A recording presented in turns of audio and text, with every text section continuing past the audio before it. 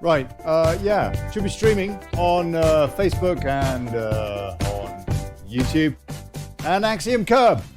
So cool, yeah. Oh, blimey, hold on a sec. Yeah, right. If you're watching an archive, just fast forward a few minutes if you like.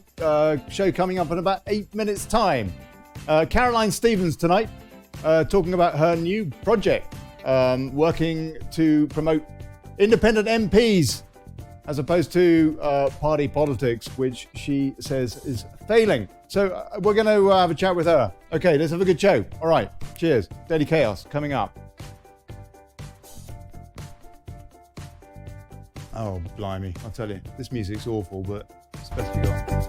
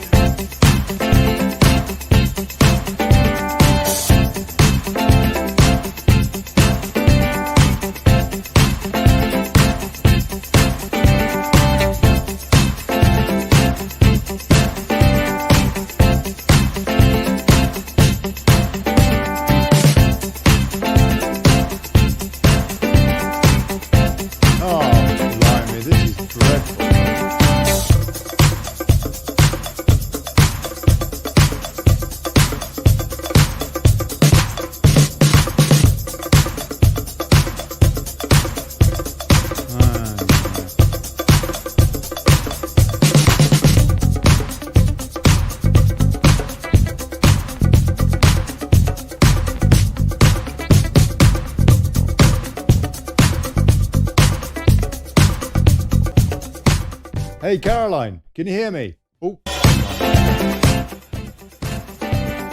Caroline, quick sound check. Oh, maybe I've got her on mute. Can you hear me? Yeah, I know. Me, Ollie? Oh, that's brilliant, lovely. All right, cool.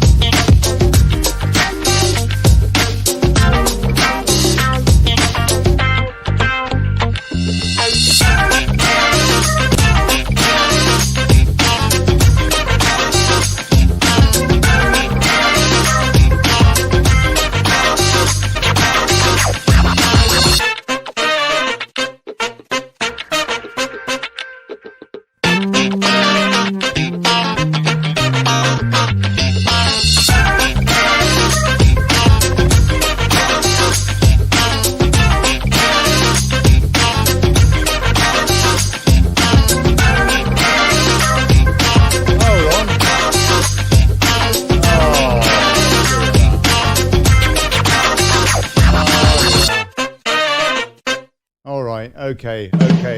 We had an interruption there. Yeah, hold on. Yeah. We had an interruption there. Facebook said there was I don't know, some copyright dispute. This is all copyright free. All copyright free, this music.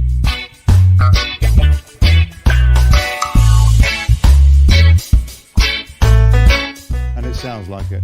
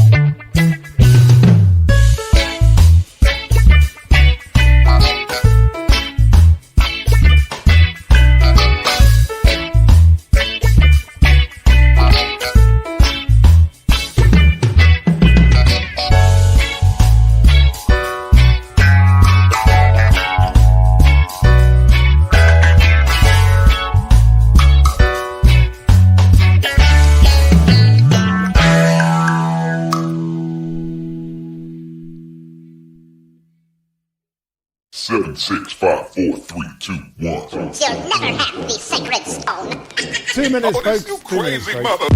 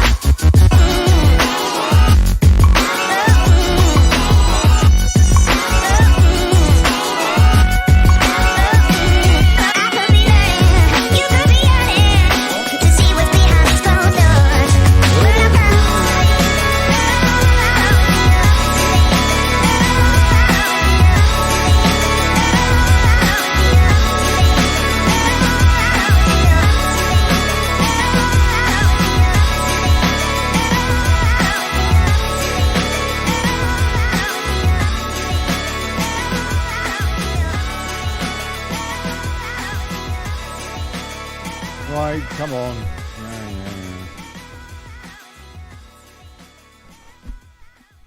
Yeah. Okay, that'll do. Blimey.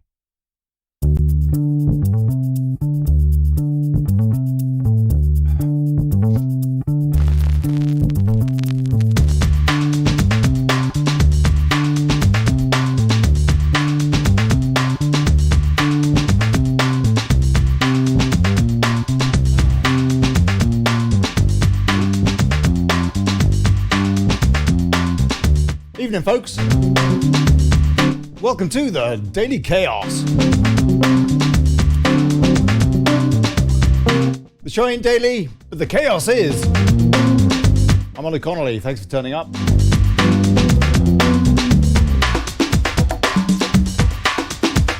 And now, Party Pooper. Brexit campaigner Caroline Stevens has quit party politics to promote independent Leave candidates running as MPs. So, campaigns officer for Democracy 17.4 campaign group, they say traditional political loyalty is an outmoded concept. So she's quit Unity in Action, yeah? So is it? And might a slew of constituency-minded independent candidates gain traction? Not least in a field dotted with small parties also vying for attention and fragmenting the vote. How might such a field influence party politics and Brexit? Caroline is popping political with me, and I'll be taking calls for her at the bottom of the hour. That's on Discord, guv.li/rant. And we'll see you in the comments. If you want to bung us a beer, please do support the show. Please. Takes time to get good guests, yeah? PayPal.me/Brexit. And you can share the show, all that. Please. Yeah, let people know that we're, talking, watching, thinking. We are active. Yeah. All right. Okay. Caroline, are you there, please? Caroline Stevens. Oh, we got Sam here too. Hey, we got Sam. Sam J. Pearson is here. Sam. Hi. Hey, Sam. How are you? Good to have you on the show. Not too bad. I'm okay. All how right. Are you? Oh, yeah, good. We have got Caroline. I had her muted. I had you both muted. So how are yeah. Caroline, we've got a lot to talk about tonight. I tell you, this is going to whiz by. We've only got an hour, but my word. Just quickly go through a couple of stories going on just to see, blah, blah, blah. Just the flavor of the day. Express, China mocks EU's Alice in Wonderland interpretation of trade rules in major warning. China has claimed the European Union is risking a return to the law of the jungle by disregarding rules set down by the WTO. And, of course, there's a lot of rhetoric going on what have you. Brexit betrayal, bigger story, really. Scottish Parliament refuses to give consent for Westminster. What just happened there? For Westminster Brexit bill. So if you remember, the Scottish Parliament has thrown down the gauntlet to UK Prime Minister Theresa May by passing a motion stating it does not consent to the UK government's EU withdrawal bill. One of the crucial areas, clearly for you and for Wales, to do with the repatriation of powers after Brexit. And MSPs voted against the legislation, 93 votes to 30, with the Scottish Nationalists backed by Liberal Democrats and Labour. Conservative MPs supported the bill.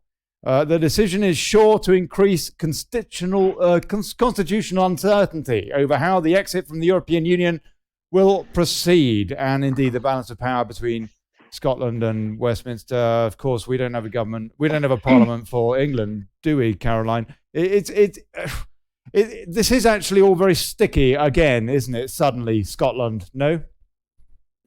So they can have a parliament, but if we have a parliament, is it considered racist? Well, blimey. I mean, I don't know. I mean, it was basically keeping the Scots happy, wasn't it? It was, I don't know, something to do with keeping them. Or was it? Something to do, you mean? Well, it's extremely unfair. We know that. And there's that agreement where Scotland gets subsidised by the English as well. I don't know how fair that is now. The Barnett formula. That's it, the Barnett formula. But the whole thing, you could argue, needs to be readdressed, but then it's all very sensitive. And the Scottish referendum wasn't that long ago. I know. I mean, it's such a shame because I'm such good friends with some of the Scots fraternity through Veterans Against Terrorism. And they don't sort of identify with people like Nicola Sturgeon. But there's no doubt about it. It could be that England will have the Brexit eventually. And it may be that Scotland will stay in. That is not what we would ideally want. But I mean, that's the Scottish people's prerogative, isn't it, at the end of the day? It's interesting, the point that you make, that people, for example, can't relate to, say, Nicola Sturgeon, and the SNP doesn't have another Scottish party as such that really balances them. And, so they're thrown into the sort of status quo parties or not, as they decided not, and then they do a bit more or whatever in Scotland. But actually, you're seeking to address precisely that problem in the UK Parliament, aren't you? And maybe, who knows, maybe it could catch on and the Scots go, you know what, we need more independent representation in our Parliament too, or, they're Holyrood. And but it's ironic, Olly, isn't it? I was at the SNP conference in October 2015, just before the referendum. Met lots of original members of the SNP, and originally the SNP were against the EU. So how did they make such a turnaround in thinking, where now we've got allegedly 4 out of 5 people in the SNP wanting to stay in the EU? Isn't it amazing? That framing of the brain, if you like. What you're doing really does throw up this whole debate into, again, relooking at our democracy, which is such a joke. To use the word is a flagrant abuse. But we've even got this in churches, Ollie. I don't know if you were listening to the UK column Output at lunchtime. No. But they were talking about the Church of England. Mm-hmm. And one of the main guys who looks after the finances in the Church of England, their investment portfolio, he's in charge of all that. And last year, he got paid £250,000 plus a £250,000 bonus. Now, when you consider the food bank situation and 20% of children now living below the poverty line, how does the church live with itself? And in fact, the MPs who like to say they're Anglicans, what sort of image is this for the church? No wonder people are turning off church and absolutely. religion. Because they're not walking the talk, are they? They're not. Right, let me just thrash out a few other things, just the flavour of the day, and then I want to get into the thick of what you're doing, because people are probably wondering. So the papers today was just pure distraction, Time sums it up. The two stories, Meghan's dad and the new embassy in Jerusalem. Well, don't get me wrong, 55 killed yesterday in Gaza, as Gaza erupts, rather. Terrible, absolutely terrible. That's less of a distraction. But the whole embassy move provides a wonderful distraction from other things that we should be talking about. But yeah, look at all of this. It's all that. It's either that or it's Meghan's dad, as opposed to what really, really affects us. And so anyway, that's this morning's papers. EU withdrawal bill set to be rejected by Scottish Parliament in fresh blow for Theresa May. Well, that has subsequently happened. Mail Online got some interesting points in this story. Cabinet plan to overturn the 14 wrecking amendments unelected peers made to the Brexit bill as ministers remain at war over Theresa May's customs vision. So the bullets from there, PM is scrambling to hammer out government position on post-Brexit customs. She's been saying for the last 3 weeks that next week they would have the answer to this. Theresa May met groups of Tory MPs to try to bring them into the process. And apparently she slated Jacob Rees-Mogg, and I'll come on to that in a sec. Mrs. May is said to have clashed with Jacob Rees-Mogg over Irish border issue. She says his plan doesn't add up. What's your thought? Okay, hold that, Caroline. I want to ask you about that. Ministers are expected to clash at Brexit war cabinet meeting later today. And Okay, so this thing, May attacks, Breitbart's take, May attacks Rees-Mogg over clean Brexit support to send a signal to Brexiteers. Has attacked the leading Brexit backing Tory Jacob Rees-Mogg in front of other MPs, according to reports, slamming his support for a clean Brexit outside the customs union with the Irish border open. The Prime Minister is reported to have confronted him, with the Times describing it as a clash, as well as quoting sources who say Mrs. May was sending a tough signal to Brexiteer Tories. Yes, anyway. So, Caroline, Ollie, what is your take? You don't know. It's like watching a pantomime, isn't it? You don't know what is really going on. Setting aside that, though, what is your take on the Irish border? Well, these borders have occurred in other countries, haven't they, between EU and non-EU countries, and they've worked fine. It doesn't mean to say that we have to have, we've had these borders before in Sweden. What's the problem with the IT situation these days? If this is something that the EU wants to implement, yes, it's going to be to their detriment, isn't it? That's right, because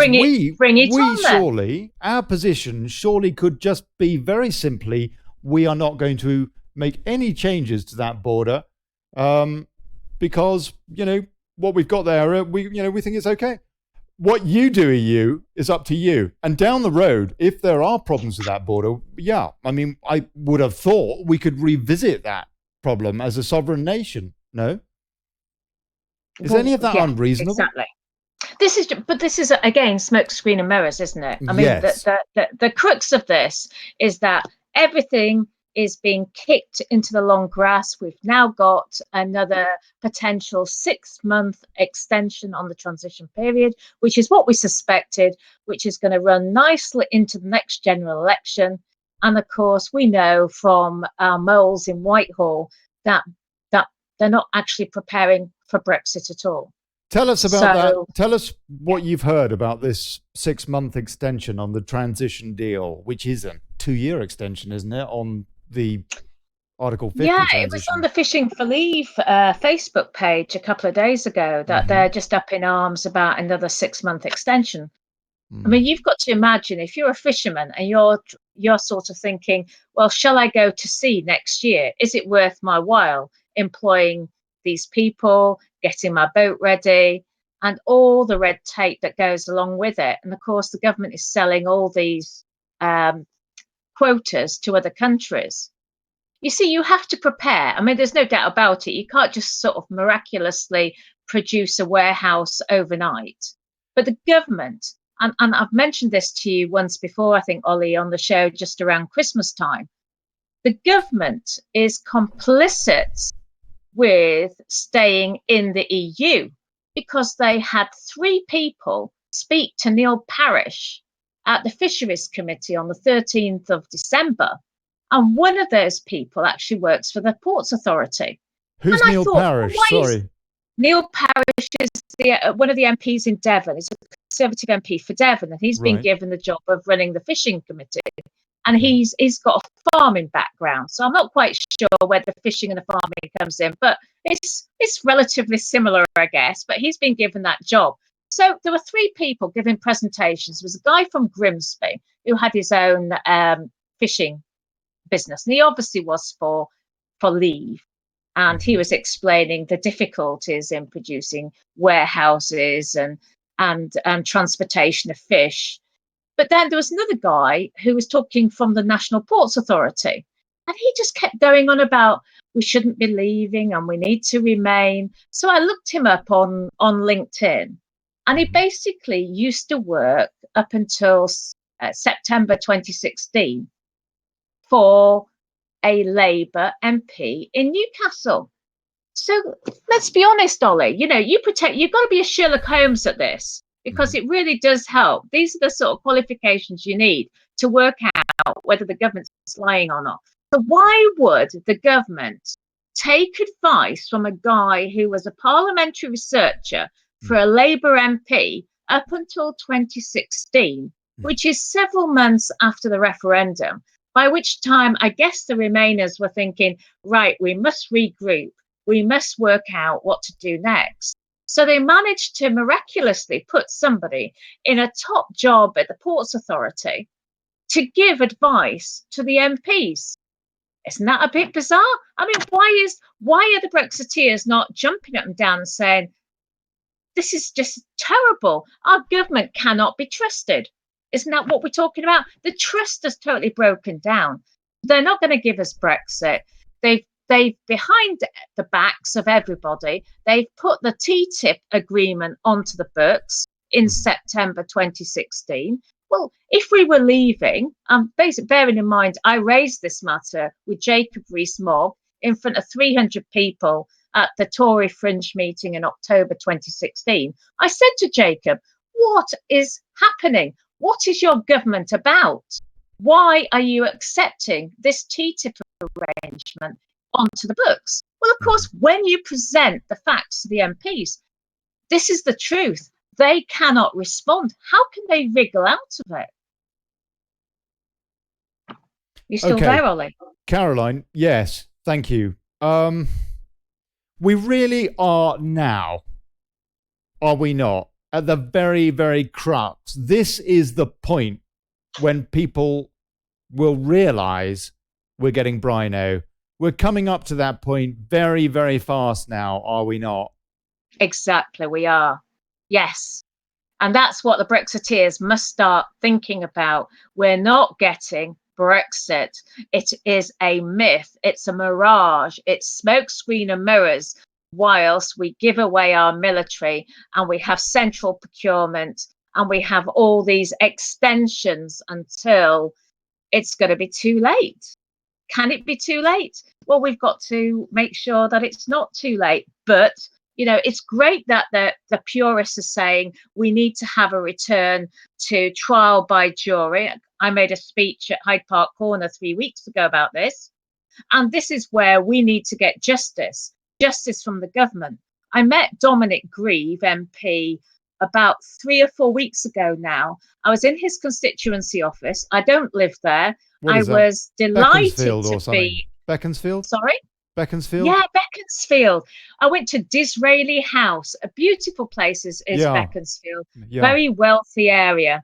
And somebody I met on Veterans Against Terrorism sent me a note saying, Caroline, you obviously know a bit about politics. Would you like to come with me? So I met Dominic Grieve. He's one of those 15 Tory MPs who makes no bones about the fact that Brexiteers are thick. Totally thick.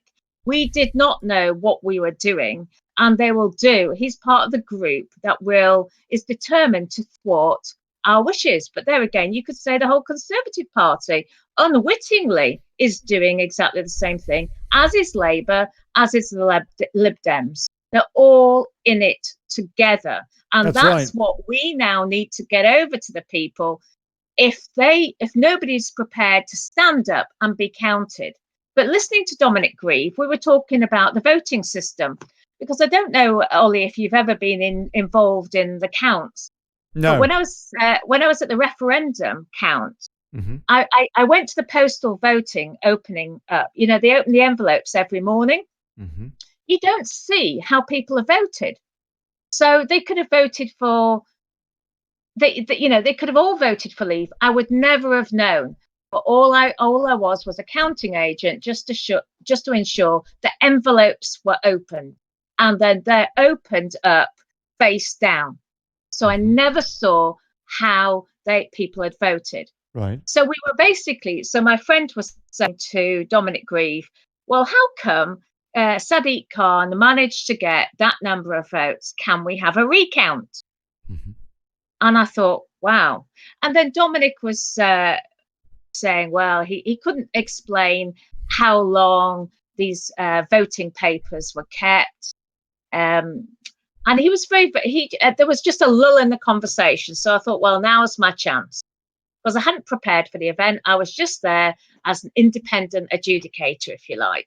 So I said, okay, Dominic, I'd like an update then, please, on the citizen's arrest made in January on Sadiq Khan.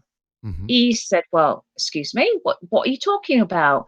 Don't know anything about it. So I said, well, Dominic, you've got your phone there. Can you Google it and check it out? I said, I'm very surprised that an Attorney General isn't aware of this, but please have a look. Mm-hmm. So, of course, most of the accounts of what happened with the Pendragons obviously slanted against pro-Trump supporters, etc., etc. So he read a little bit of it out. I said, okay, so you're an ex-Attorney General. I would like to know, I'd like an update, please, because I understand that the Met Police are still collating evidence. Mm-hmm. I said, well, I can't tell you that. I said, but I think it's in the public interest. So I said, are you aware of common law? Oh, he said, yes. I said, well, you'll be aware then that common law has been airbrushed out of all the lawyers' books since the 1970s. Oh, no, that's not right. Okay, so what about Parliament? He said, oh, Parliament is sovereign. I said, excuse me? And he said, our MPs can do what we want. I said, really? I said, but you've just said that you understand about common law. On the other hand, you're saying that Parliament is sovereign. The two are not compatible. They had the vote to decide whether or not to have the public decide on this key question as to whether or not we should stay in the EU. They decided to give the public that choice with that referendum. And whilst referendums are, strictly speaking, advisory, Cameron, the Prime Minister, even put it in a pamphlet, which we paid for to the tune of 9 million quid, people will remember, explaining precisely that, yes, for example, we would be coming out of the customs union. It would be true Brexit. No hard or soft that's Brexit. A good point. I'm really perplexed about this. And so Dominic Grieve is he's wrong, surely. I mean, I don't know. What did they decide? They didn't like the decision, and so then, parliamentary democracy to give the public that vote is then taken away again? I mean, that's where we are, aren't we, with that question? Because sure, we live in a parliamentary democracy. Parliament basically calls the shots. However, they did call the shots when they gave us the referendum. So what's the difference now? there is a discrepancy here with the way that we're being treated, the electorate, the people. It's interesting, isn't it? Because the various outgroups have been scrutinised for the way that they've spent their funds on the referendum. But I haven't seen anything about the 9.3 or 9.6 million pounds that was spent on that government document, which was totally skewed. Which Priti Patel talked about. Here we go. This is the story on Guido. Will Collins ask Electoral Commission about Remain overspend.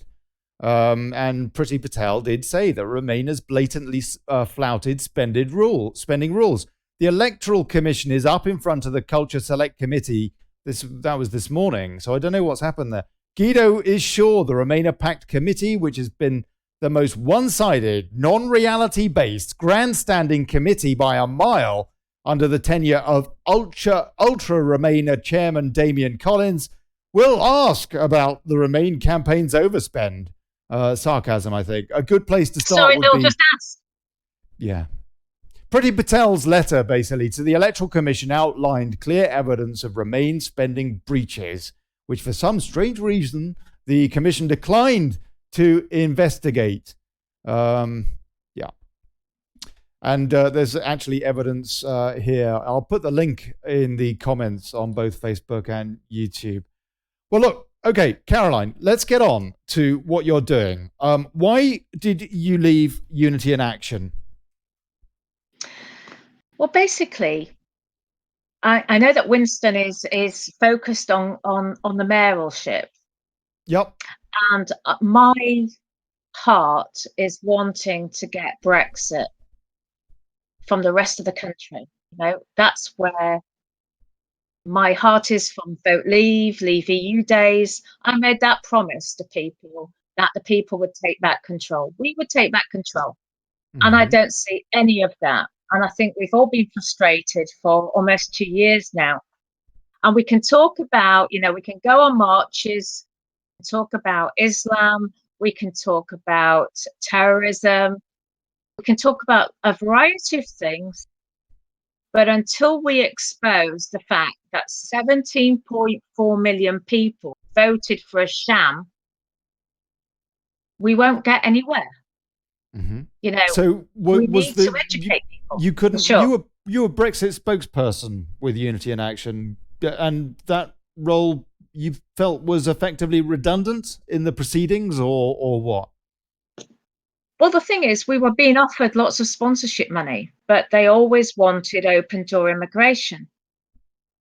Really? And of course, yes. Now, I know one of the Brexit parties actually supports open door immigration because in their manifesto, they believe, in my eyes, mistakenly, but one of the parties actually believes that if we remove state benefits, people will stop coming into this country. But it won't, because it still will cause wage depression, in my personal opinion. So we've got all these parties who are basically, you can imagine parties are like little businesses, aren't they?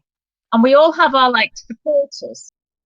But for me, I just want to get one person into each constituency who's going to be caring about local issues and who's also going to be wanting to leave the jurisdiction of the EU. I mean, I went to an AV9 weekend the weekend before last. I don't know, have you come across an AV9 weekend? Next year it'll be an AV10 weekend. Have you come across AV, Olly? No, I had not. Only from talking to you, but otherwise, no. Carry on. Well, if you've ever been into Yorkshire, you'll see that quite often on their news, they have somebody called Ian Crane who has been protesting against fracking. Mm-hmm. And he organises these AV weekends. And he basically selects really, really highly respected speakers.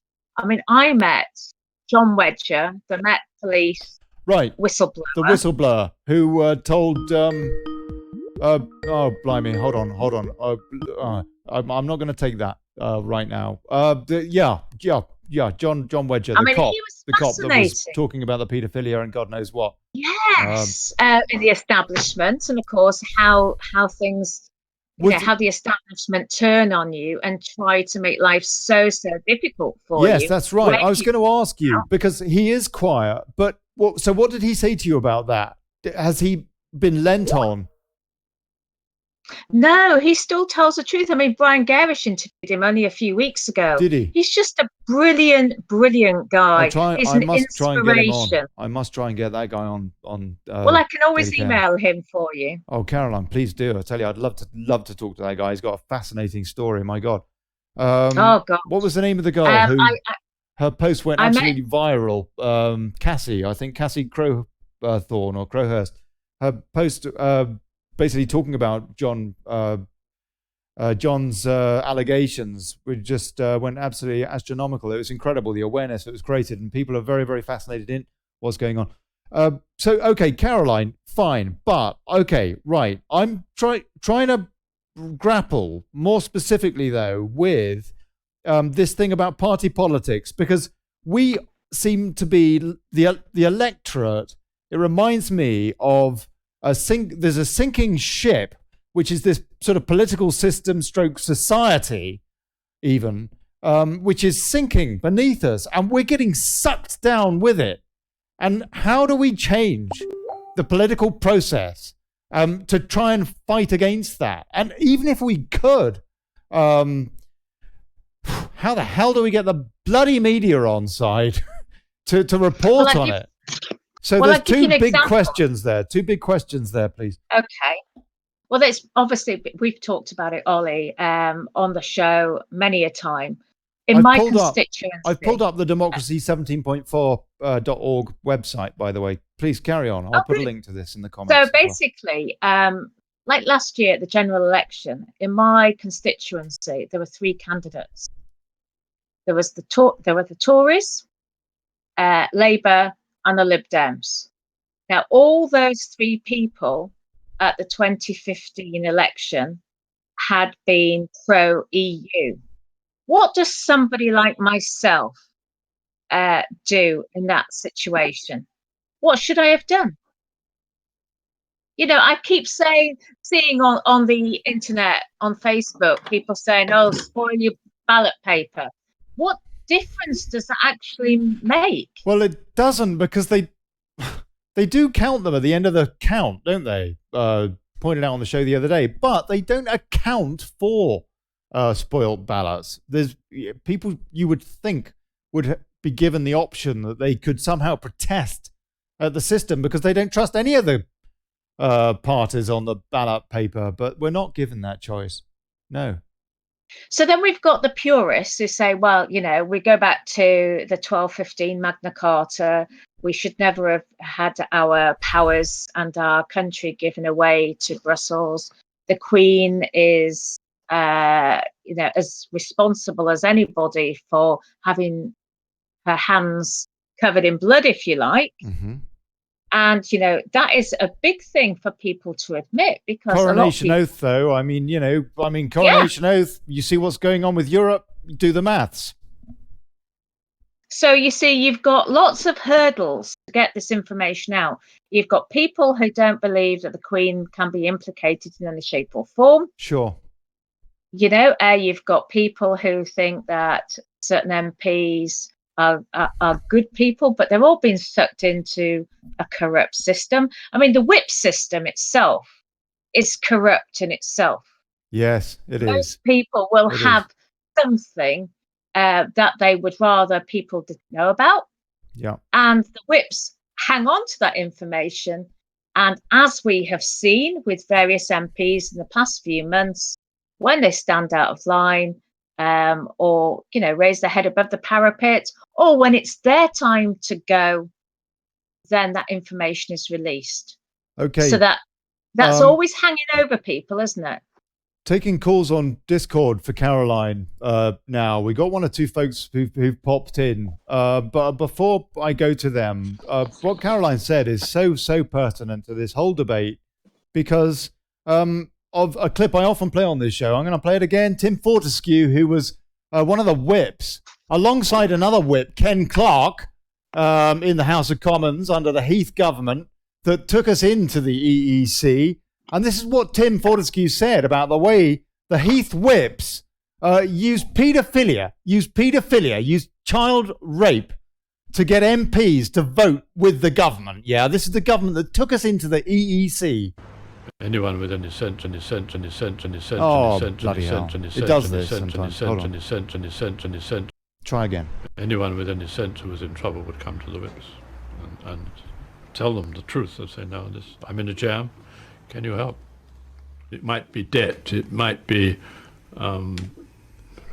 scandal involving small boys, or any kind of scandal which a member seemed likely to be mixed up in. They'd come and ask if we could help. And if we could, we did. And we would do everything we can, because we would store up brownie points. That sounds a pretty nasty reason, but it's one of the reasons. Is if we can get a chap out of trouble, then he'll do as we ask forevermore. He'll vote with the government, and we'll cover up his paedophilia. So, Caroline, do you think it's as bad as that these days, as was admitted on the BBC in the early 90s, that clip? Do you think it's as bad these days, or is it a little bit different? Well, I wouldn't want to steal anybody else's thunder, but over that AV night, I did learn that a list of paedophiles was presented to David Cameron, and then that person who presented that list got shut down. You know, so we had things still happening. We had Tess Hunter on the show last night, and Tess Hunter Decoy, one of the paedophile hunters, and she was incredible. Listen to that show; it's a great show. And Tess was saying she's actually an analyst by trade, and she's researched the MPs who are on the sexual offences register in the UK, and she said it tallies still in excess of 100 MPs. That's 1 in 6.5 MPs. 1 in 6.5 MPs is on the sexual offences register, according to Tess Hunter, and she said it was at 164 before the last election. I think it was, before the last election, with that raft of MPs.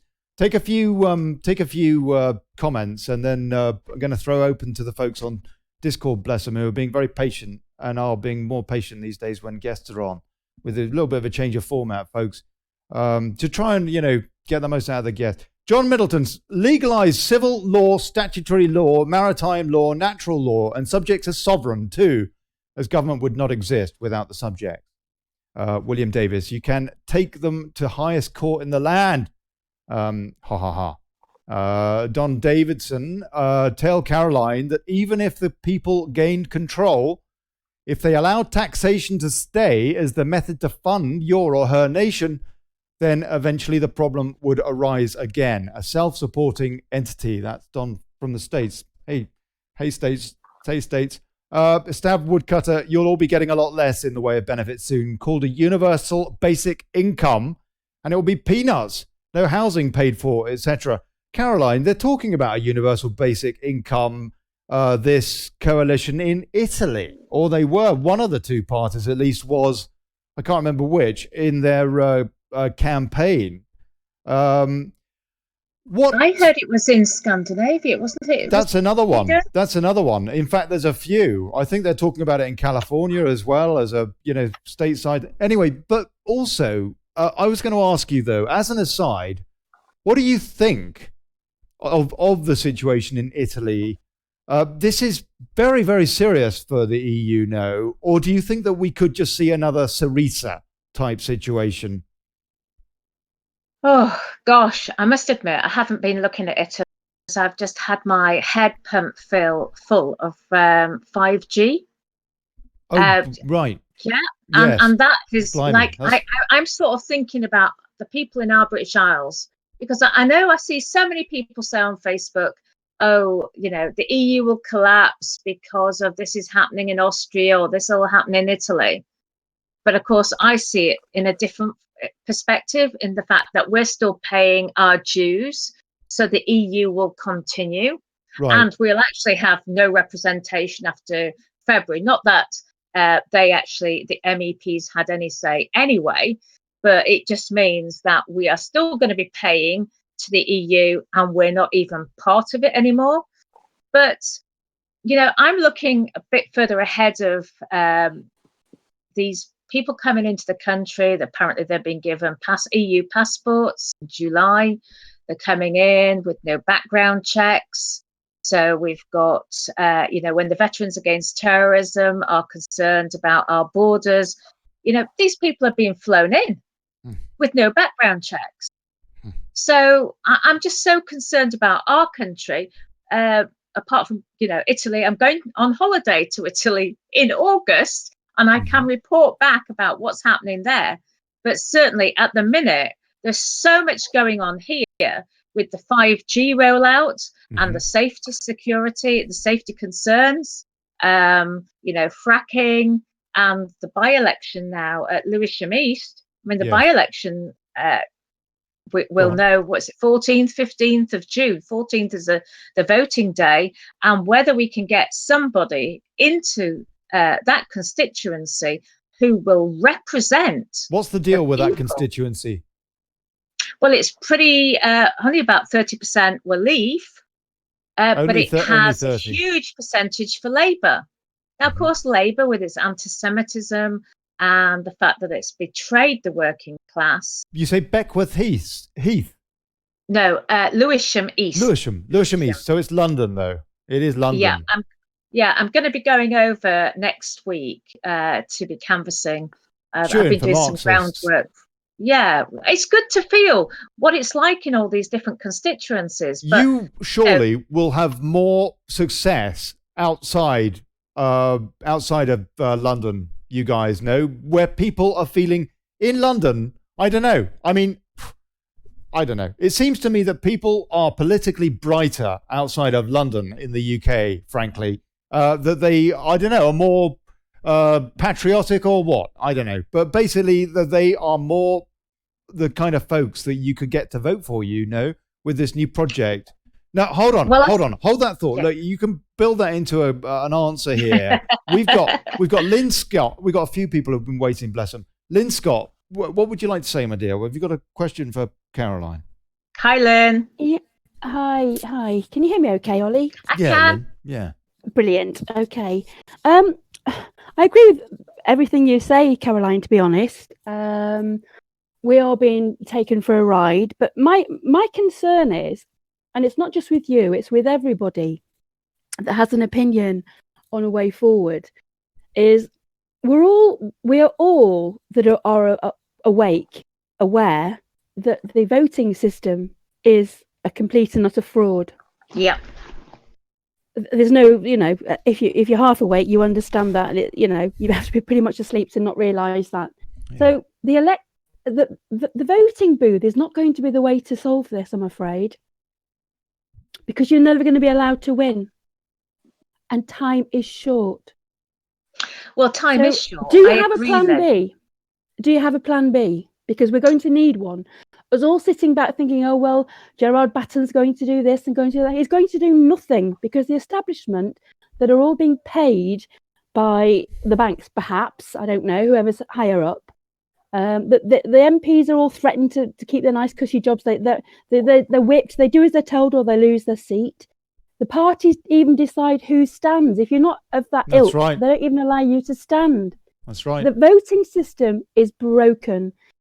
Or putting all our energy and faith in waiting for another party or a miracle to happen, it is not going to happen. We need to be logical, realistic, and practical, and think of a plan B, because I assure you, plan B is the only one that's going to get us out of this mess. And they're not going to look at fracking or chemtrailing or child abuse or anything else, because they are all part of it. Well said. So what do we do? Yeah. Yeah. Right. Well, what I'm going to be doing. Well said. There are plan Bs. Yeah, well said, Lynn. And I know we've talked about this on a few occasions now. Not only are we looking at trying to get 600 independent MPs into Parliament, and I'll give you an example, Lynn. I stood for UKIP in 2015, and it's not a well-known fact as yet until this show tonight. But I stood in an area called Stroud. It wasn't my constituency, and the reason why I didn't stand in my constituency was because another UKIP person had joined the party before me, and there was no contest, there was no hustings. I didn't want to upset the apple cart, and I didn't want to stand against that person who'd been with the party for a very long period of time. And I was offered a constituency in a neighbouring area. So I accepted that, cut my teeth accordingly. And at the time, it was February 2015. And I was faced in my constituency with a waste to energy incinerator being built.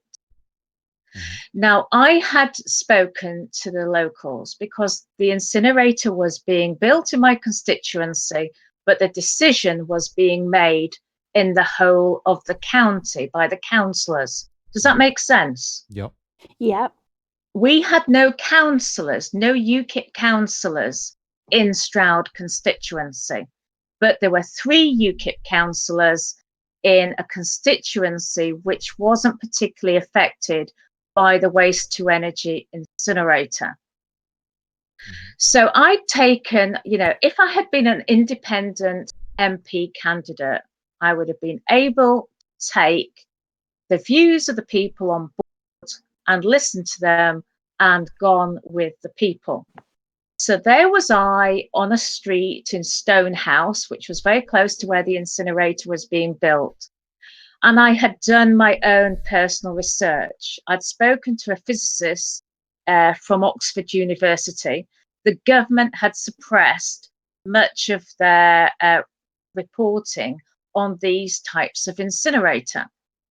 Now, what actually happens, it's a single chimney. I don't want to get too technical because I'm not that technical myself, but I took all the advice and I realised that there were real problems with this type of incinerator where the particulates can actually go up through the chimney when the brushes are being cleaned, and they go straight out into the air, and depending on which way the wind is blowing will affect people north, south, east or west of where the incinerator was situated.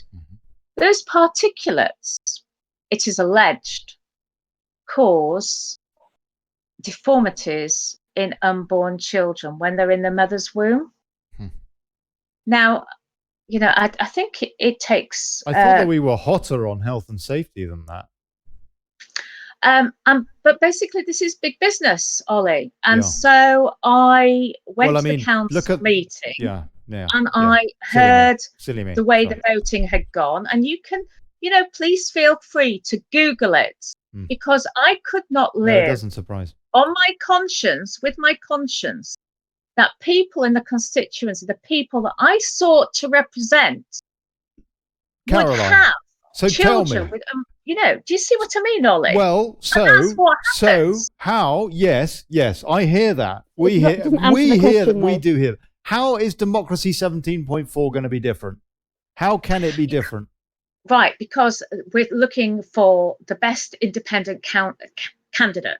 So if that person has people in that constituency area saying, actually, we're concerned about this waste to energy incinerator, we've heard some bad reports, that person will then support the people. I couldn't, because I was having people come back to me in my constituency and say, UKIP sided with the Tories. They went for the incinerator when they didn't need to vote for the incinerator, and now we're not going to vote for you. Does that satisfy you, Lynn? So I couldn't get elected. Okay, hold on. Lynn, go on. It doesn't satisfy you. No, not at all. You're making an assumption that on the day that all these 650 independent candidates go and stand for election, that the count is going to be fair and honest. Can I just butt in for a second? Please, Thomas Whitelock, bless you. Thomas. I know a lot about strategy and MPs and everything else and the way countries are run. The only way our country is ever going to get anything back, and I mean anything back, is go on strike. Yep, absolutely. Go on strike and demand that things are done. And if you don't, obviously you've got to keep hospitals and things like that open. And I've said this for a couple of years now. Have a general strike, but I mean, across the board, down tools, refuse to pay your tax, essentially. I mean, the thing is, people will be worried about losing their homes because they're paying their mortgages and things like that, or losing their jobs. Yes. If we sit back and do absolutely nothing, they're going to lose them anyway. You won't have any homes. You'll all be poor or dead. We've already lost London, pretty much, haven't we? Well, that's the outcome. You're either going to be on the streets, scavenging for food and survival, or you're going to be dead. And that's the only two options you've got. And sitting back hoping the politics is going to sort it out is not going to work. It's not going to. If we think now, after everything we've witnessed over this referendum, if any of us actually, hand on heart, think that politics is going to get us out of this, you're living in la la land. I'm sorry. Yeah, we've got land. We've got Ali Reese Evans. We've got Ali Reese Evans in the comments. JRE at Hastings tonight, she says, and I mean, it would be interesting to have JRE in on this conversation right now, actually, to hear what he would have to say about that, having just set up the DVP.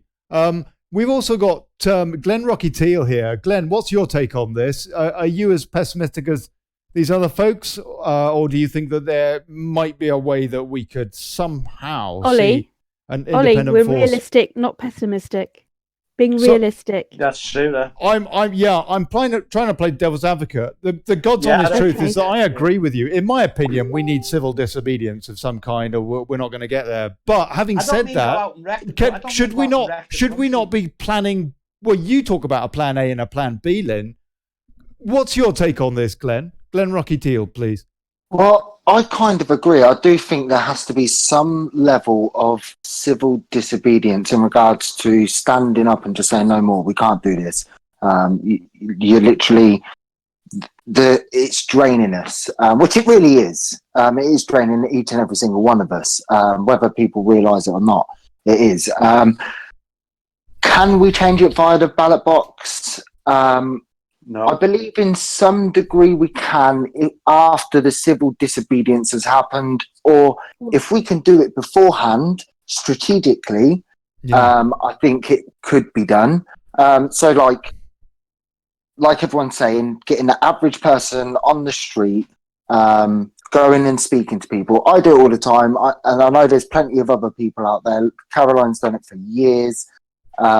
And some of other people. Actually, just out of interest, considering it was part of their manifesto to leave the customs union, is the House of Lords not undergoing a period of civil disobedience?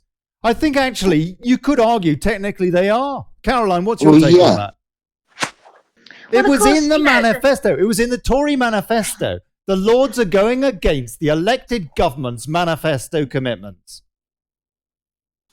Just as an aside, just as a rant. The government has over the years got rid of the good lords and stuffed it full of people who are Remainers and will do. And they're whipped as well. Common purpose remaining. The lords exactly, it's broken. It is. Caroline, can I ask you a question? Please, yes, Glenn. Claire. Do you think it would be better to start going on what we should be doing, null and voiding the ECA 72? Do you think that we should start promoting that and telling people this is what should be happening? Because it should, by law. Yeah, but the thing is, the purists would say that it's not just a case of null and voiding it or repealing it, but it should never, it should never have happened in the first place. The thing is also, as you said earlier, Caroline, illegally. also, as you said earlier, I don't want to go back to this because you covered it very eloquently. And also, you make a good point that it does implicate the Queen and the monarchy too, because of the coronation oath. So, yeah, you'll have to listen back to that, Glenn. I tell you something. Can I just mention about the Queen? The Queen. Go on, Caroline. Yep. You know, we've got 70,000 people who support the football lads and the Veterans Against Terrorism. But in actual fact, I would be surprised if many of them would actually say anything against the Queen. That's right. So if you're reliant upon their support, I think that's one of their red lines from how I read what goes on in their groups. They're not up to speed with the information that the people on this group are. And if you remember, if you can think about this, that there's 47 million adults in this country. And, you know, in our little fraternity, there's probably 5,000 people, just to give it a perspective. I mean, when I basically started leafleting my constituency with the leaflets on Democracy 17.4, because what a lot of political parties make a mistake in is they don't vet the leaflets. And I can say that I did offer to vet a previous party's leaflets, and they refused to accept vetting from anybody else, and ended up by pulping £50,000 worth of leaflets at UKIP at any one time, apparently. Okay. So I mean, that's a waste of money, isn't it? So it's no wonder the financial situation. You know, I'm from Yorkshire. I don't want to waste my money. So we've been leafleting my constituency with our new leaflet, and that's surely you should. It's like a business, isn't it? You should be. It's like a project. You need to work out the viability. Is this leaflet of value, or shall we do something different? Yes, it's old school. But I think the consensus around here, we've talked about this a lot on this show, different methods and what have you. And I think the consensus is that leafleting is absolutely necessary as a core element of getting the message out. We've got Carl Stephen here too. Very patient, as always. Carl, bless you, mate. What would you like to ask Caroline? I know Olly's thinking about making another program about this, but it's about the G5. How much were you looking into it, Caroline? We've only got a few minutes left. So, but Caroline, carry on. Oh gosh, 5G. Mark Steele. I connected with him over AV9, and we're going to produce a program together, hopefully in the next few weeks. So if you want to message me, Carl, go on. We're probably going to steal Olly's slot there, but yeah. Awesome. Please, fantastic. That's great. Caroline. So you are gosh, she's such a conspiracy theorist. Is that Caroline Stevens? I tell you, G5. It is a massive worry, isn't it? I want to do a show about that too. Okay, right. So bottom line, people are very, very worried. How quickly can you make an impact with this new movement, Caroline? It's not a party as such, is it? You're basically supporting the principle and encouraging independent candidates to run for Westminster, people that are most accountable to their electorate. Yep. How you judge that is quite difficult, but then again, clearly, as you said, parachuted in candidates, whether it's into the constituency or into the bloody Lords, clearly isn't working. So, can I just say something about that, how quickly can you make an impact? Go on. Well, okay. Yeah. You've got political parties that are going to parachute into Lewisham East. What happens with parachuted candidates after 3 or 4 by-elections? They become totally discarded, as we've seen in the past. People don't take them seriously anymore, because you need to have a lot of local knowledge. So we need to have a local candidate with some charisma that can have empathy with the people in their locality. And at this by-election, we're looking for somebody who's local, and so we're targeting somebody who's local and also has an outlook on the Brexit side of things as well. They need to know a lot. It's a really tough job if you're doing this job properly. Okay, look, I've put the link for Democracy 17.4 in the comments.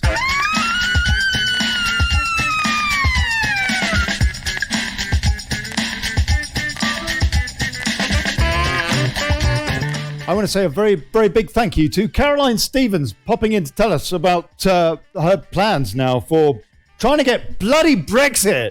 Oh, blimey. Wow. Thanks, Ollie. Thanks, Caroline. Thank you. Always great to have you on the show. Good evening, all. Thank you. And thank you, Thomas Whitelock, Lynn Scott, Glenn Rocky Teal, Caroline Stevens and Carl Stevens. Thank you very, very much. And this show is way too bloody short. Yeah, it's too short, 1 hour. It needs to be 2 hours, really. Look, please donate, folks. Please chuck us a few quid. Yeah, it will help. It will help. I got to get this, and also not just this show, but we've got to get the message out. Davy Russell apparently has quit doing Motivate Radio. What the hell's that about? We need to be getting the message out. We don't want less of us. We want more of us.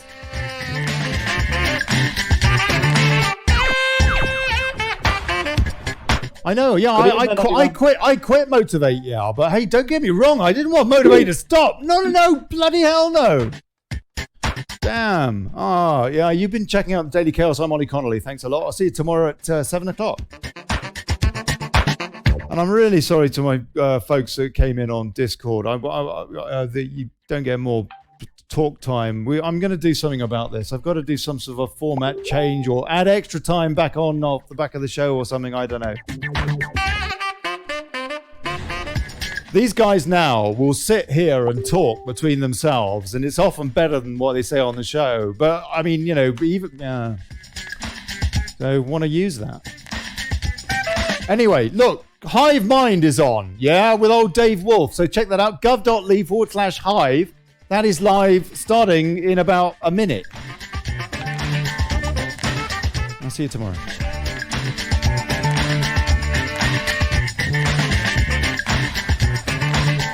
Oh yeah, and here's to us, some bugger plutocracy, yeah?